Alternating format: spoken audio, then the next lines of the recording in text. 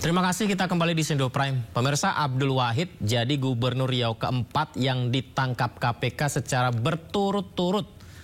3 pendahulunya terjerat beragam kasus korupsi lebih dulu, termasuk diantaranya adalah gratifikasi.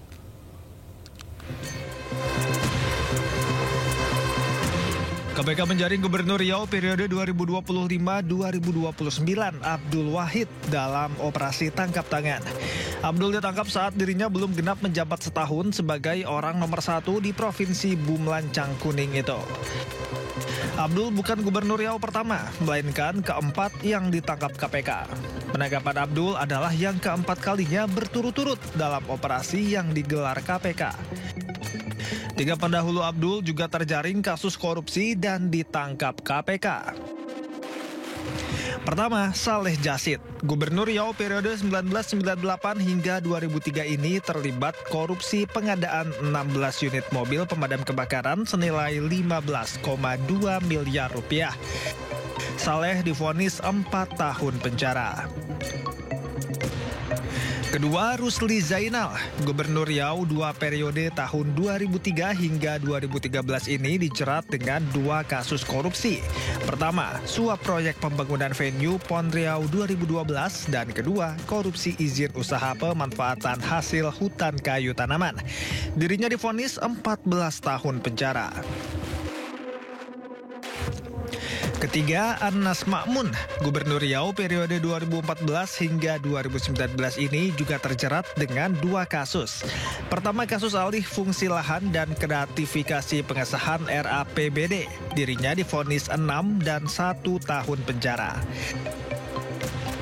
Terakhir, Abdul Wahid. Abdul terjaring operasi tangkap tangan KPK 9 bulan usai dirinya dilantik. Kasus yang menjerat Abdul masih yakni dugaan pemerasan dan pungutan liar di lingkungan Dinas Pekerjaan Umum dan Perumahan Rakyat. Penangkapan Abdul menambah daftar panjang kelam kepala daerah di Riau yang terjaring KPK.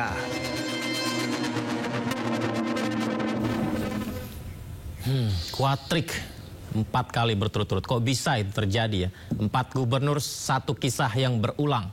Gubernur Riau Abdul Wahid menyusul 3 pendahulunya terjerat KPK dalam operasi senyap yang mengguncang.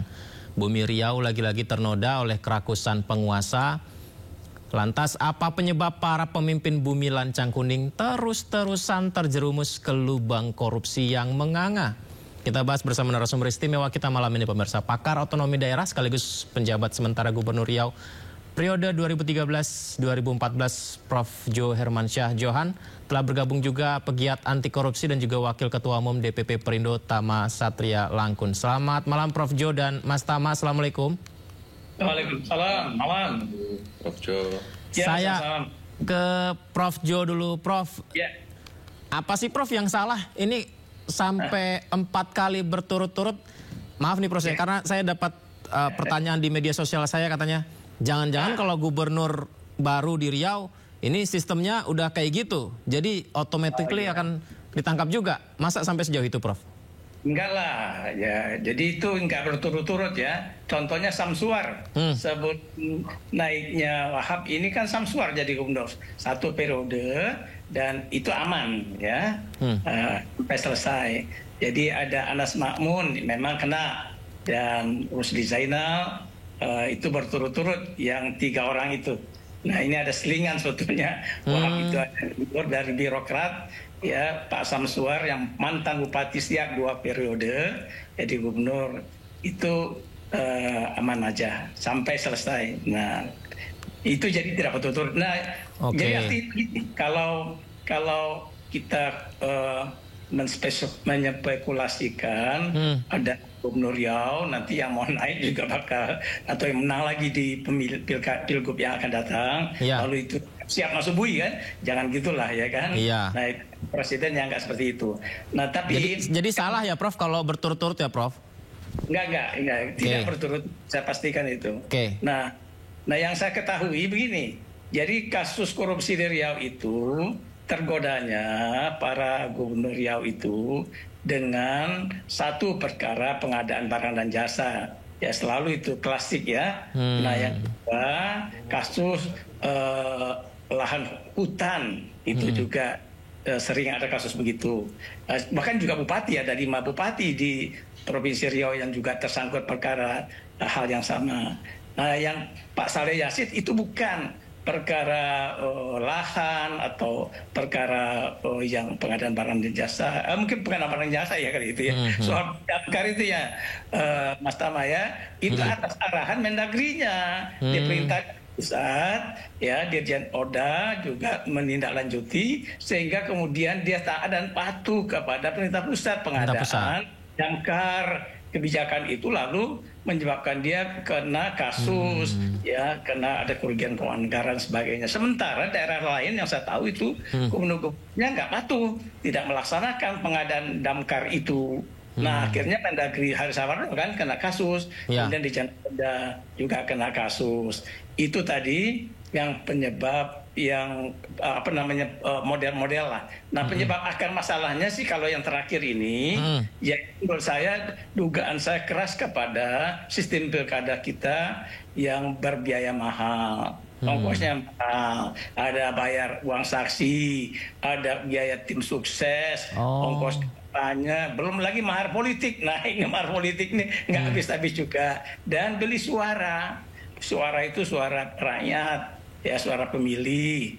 Nah, suara tokoh juga ya orang-orang yang berpengaruh ya. Nah, ini juga menjadi persoalan. Sehingga ketika dia menang, dia kepengen ngebalikin modal. Pengen balik modal. Umumnya begitu rata-rata di mana-mana sih yang saya pelajari dari studi saya itu kalau gubernur ini Wahid ini gubernur ke-39 Mas Tama. 39 provinsi Indonesia 38. Jadi udah lewat jumlah provinsi ya, tapi memang tersebar ada di satu daerah berulang-ulang. Gitu. Baik. Berarti ketika ada yang mencalonkan diri dengan biaya yang begitu mahal berkampanye, saya bisa simpulkan potensi untuk balik modalnya adalah dengan melakukan dugaan penyelewengan. Dana di dalam kepemerintahan itu bisa saja terbuka lebar, gitu ya Prof? Iya, kecuali nih, ada juga kecualinya. Kecuali betul-betul kepala daerah yang terpilih itu orang sangat kuat integritasnya. Dan kedua, orang yang terpilih jadi kepala daerah itu orang sudah selesai dengan dirinya. Uangnya udah banyak banget, dia nggak perlu lagi balik modal. Nah itu, tapi itu kan jarang sekali yang seperti itu. Oke, menarik nih Mas Tama. Gimana Mas Tama nih? Kalau kayak gini caranya kan, wah sayang sekali ya. Jadi pemimpin daerah malah pengen balik modal, ini bisa bahaya nih. Rakyatnya kapan dapat manfaatnya nih Mas Tama? Ya betul Mas Yudi, ini yang selalu dikhawatirkan. Apa yang Prof Jo sampaikan itu merupakan suatu hal yang memang menjadi fakta lapangan, bahwa ketika bicara soal pemilihan kepala daerah memang biayanya nggak murah ya. Di setiap tahapan mereka harus keluar uang. Tadi sudah ada misalnya soal mahar politik, terus kemudian ada soal pembiayaan untuk tim kampanye, biaya saksi, dan jangan lupa Mas Yudi, kita juga harus mengedukasi masyarakat. Kalau masyarakat juga masih terima yang namanya serangan fajar, masih terima suaranya dibeli, maka tentu saja korupsi sampai kapanpun tidak akan selesai, tidak akan berhenti. Karena apa? Karena kita bicara soal akar permasalahannya. Kalau bicara soal penegakan hukum, saya rasa udah nggak ada ujungnya. Kenapa? KPK sudah berulang-ulang melakukan penangkapan, melakukan OTT, menghukum para pelaku, merampas asetnya. Tapi kalau kemudian sistem dan pencegahannya itu kemudian tidak dilakukan, maka korupsi akan terus berjalan. Dalam konteks upaya untuk mencegah, Mas Yudi, tentu kita harus sesuaikan, ada banyak hal yang perlu kita perbaiki. Dari mulai soal urusan politiknya, dari mulai soal urusan sistemnya, karena kita bicara soal korupsi di Riau, seingat saya memang tadi ada korupsi PBJ, barang dan jasa, soal damkar ya, kalau di Pak Saleh Yasid, kemudian soal izin IUPHKHT atau izin pengelolaan lahan hutan, itu kan juga kemudian dan lain sebagainya. Jadi memang ini menjadi banyak yang kemudian kita harus bereskan, Mas Yudi. Baik. Prof, kalau tentang peristiwa yang terjadi seperti sekarang di Riau begitu ya, apa terlalu dini nggak sih kalau bilang bahwa berarti mekanisme pengawasan internal pemerintah daerah dan pusat terhadap kepala daerah ini gagal? Oh, kalau sistem pengawasan sekarang berlapis-lapis. Itu ada pengawasan dari internalnya Pemprov, ya, kemudian ada pengawasan dari Kemendagri lewat irjennya Kemendagri, lalu ada BPKP, ya juga ikut ngawasin.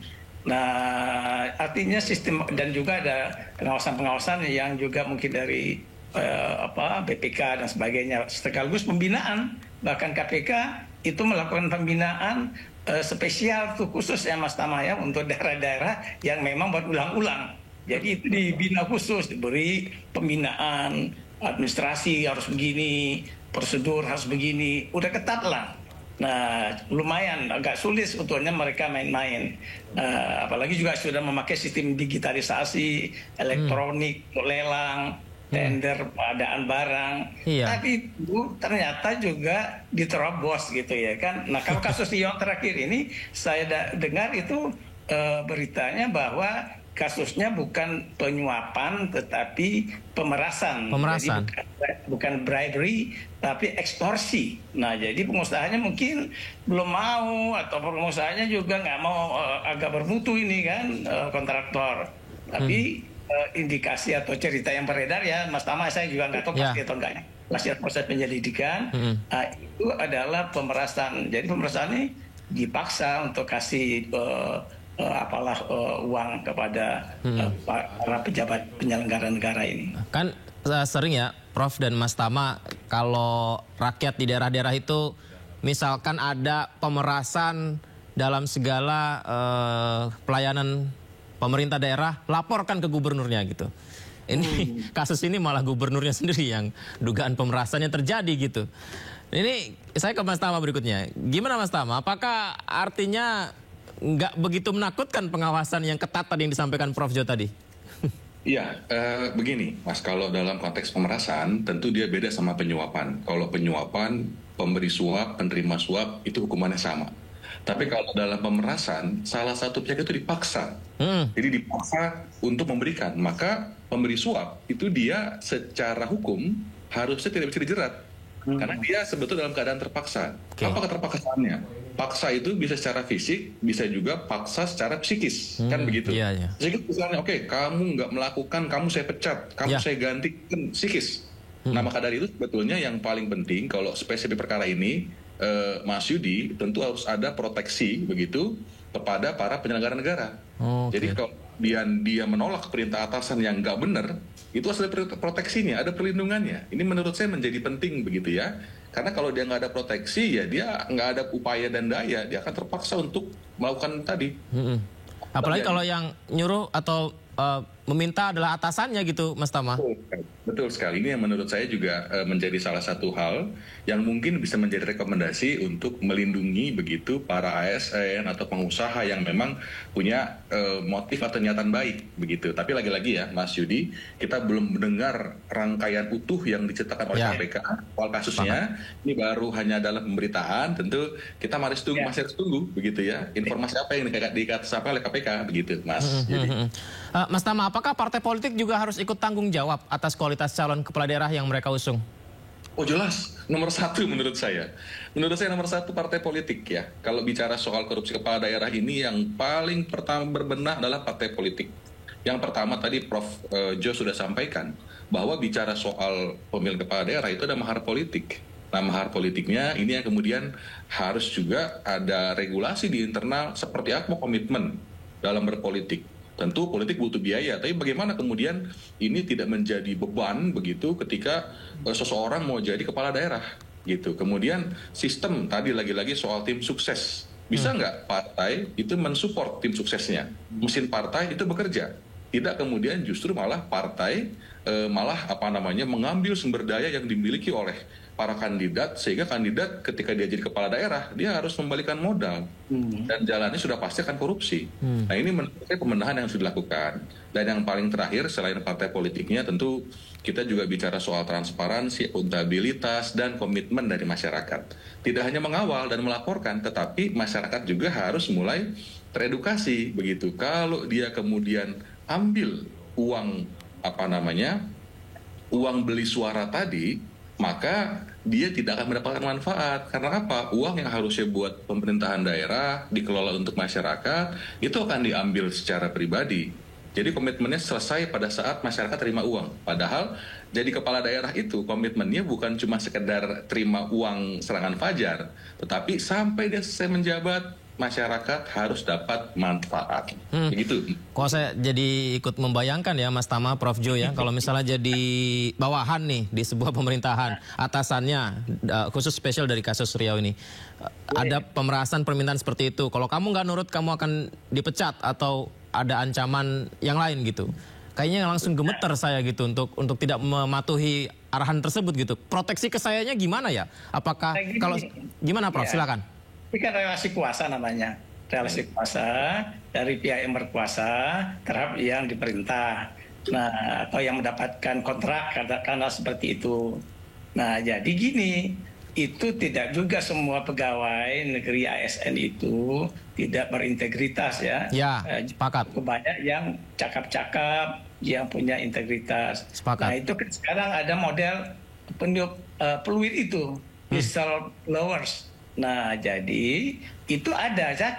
Saya duga nih Riau ini ada peniup peluit nih di PU-nya, ya kemungkinan di PPR-nya itu yang meniup peluit, ya berintegritas kuat, ya nggak mau mempraktekkan perilaku atau perintah seperti itu. Nah, dia tiup peluit. Jadi nggak usah khawatir, Mas Budi. Ya kan, tetap ada asal dipelihara integritas kita jadi anak buah lah, aman. Yang niup peluit ini yang akhirnya sepertinya dilindungi KPK gitu ya Prof ya, salah satunya. Iya, pasti dilindungi oleh KPK ya kan. Ya kan ngelapor ke KPK misalnya. Nah di laporan KPK itu ditutup, peniup peluit itu rahasia, tidak terbuka keluar sampai sidang pengadilan dan sebagainya ya Mas Nala ya. Ya betul. Berarti ini dengan situasi yang seperti ini apa ya Prof yang harus dibenahi ya Prof ya? Tentang otonomi daerah kah, sistem politiknya, mekanisme rekrutmen partai kah, atau mental pejabatnya Prof? Ya kalau tadi Mas Tama sudah cerita soal perbaikan sistem kepartaian, ya saya kira saya dukung sekali itu. Nah kalau saya perbaikan sistem pemilihan kepala daerahnya, itu harus kita tata ulang lah. Jadi jangan main seragam-seragaman. Indonesia ini sangat beragam. Nah mungkin jangan semuanya dilakukan pemilihan secara langsung. Pada daerah yang memang masyarakatnya sudah maju kehidupan demokrasinya, baik kehidupan ekonominya, cukup mampu membiayai urusan rumah tangganya, go ahead lah itu tetap langsung. Tetapi bagi daerah-daerah yang PAD-nya aja 10%, 90% dari dana TKD terhadap ke daerah, dan itu dipangkas sekarang. Itu kan udah repot dia mengelola daerah otonomnya. Nah yang kayak gitu itu mungkin lebih baik dia dipindah dulu ke model pemilihan tidak langsung. One day nanti kalau dia memang sudah berkemampuan bisa ikut yang lain. Jadi itu ada cara-cara yang harus kita perhatikan, termasuk wakil. Wakil juga menurut saya jangan dipilih berpasangan tuh Mas Tama, bahaya, pecah kongsi itu udah lagi. Sekarang kalau data kami Dagri dulu waktu saya masih Dirjen Oda 95% pecah kongsi, yang akur 5%. Nah sekarang kan muncul lagi. Jadi lebih baik sistemnya mono eksekutif, dipilih tunggal. Gubernur saja, bupati saja, wali kota saja. Nanti kalau udah menang, udah terpilih, dia ngangkat wakilnya. Wakilnya siapa? Dari ASN atau non ASN, ya silakan. Nah dengan begitu lebih aman, stabil pemerintahan. Ini kalau udah orang nomor 1 dan 2 konflik ribut, itu sama dengan sleeping with the enemy namanya, tidur sama musuh ya kan. Nah itu paling lapor ke KPK, masa ada bupatinya dilapor oleh wakilnya ke KPK, ya ke Kemendagri. Itu nggak kompak ya Prof. Yang aneh, ajaib menurut saya itu nggak kita ketemukan di mana-mana pun dalam praktek local governance. Mas Tama ada tanggapan, silakan Mas. Ya, setuju sekali ya. Memang dalam konteks sistem politik, ya tadi mungkin yang ditawarkan oleh Prof adalah soal model mix gabungan ya. Ada yang yang tidak, saya setuju begitu. Begitu juga dengan soal wakil kepala daerah ya, karena memang kita pun di partai politik juga melihat secara nyata misalnya ada kompetisi atau yang lain-lain, ketika dia positif bersaing untuk lebih baik, itu menurut saya nggak ada masalah. Tetapi begitu untuk saling bunuh secara politik, ini yang kemudian merepotkan, dampaknya akan panjang, mereka akan sibuk dengan pertikaian di internal, lupa untuk menjalankan tugas utamanya itu mengurus rakyat, kira-kira begitu Mas. Jadi memang ini perlu diperbaiki. Selain dari itu juga saya berusaha untuk melihat dari berbagai macam arah begitu ya. Teman-teman di ICW juga pernah bilang bahwa ya untuk jadi kepala daerah itu penting juga dijaga, diseleksi, jangan sampai yang kemudian yang nggak punya integritas justru dipilih oleh masyarakat. Catatan misalnya di pemilu serentak 2024 kemarin itu ada sekitar 138 kandidat itu yang memang ada dalam status hukum. Ada yang tersangka, ada yang terdakwa, ada yang terpidana, ada yang menjadi saksi, ada yang terlapor. Jadi menurut saya sistem politik betul sekali, ada kurasi yang sangat baik dari penyelenggara, juga dari masyarakat, begitu ya. Jadi ketahuilah siapa yang dipilih. Cari yang terbaik, cari yang paling berintegritas. Baik. Semoga saja doa harapan saya ini tidak naif ya. Bismillah, semoga OTT KPK ini yang terakhir, tidak ada lagi peristiwa korupsi di negeri ini. Terima kasih banyak Prof Jo dan Mas Tama sudah berbagi bersama kami. Selamat malam, Assalamualaikum. Waalaikumsalam.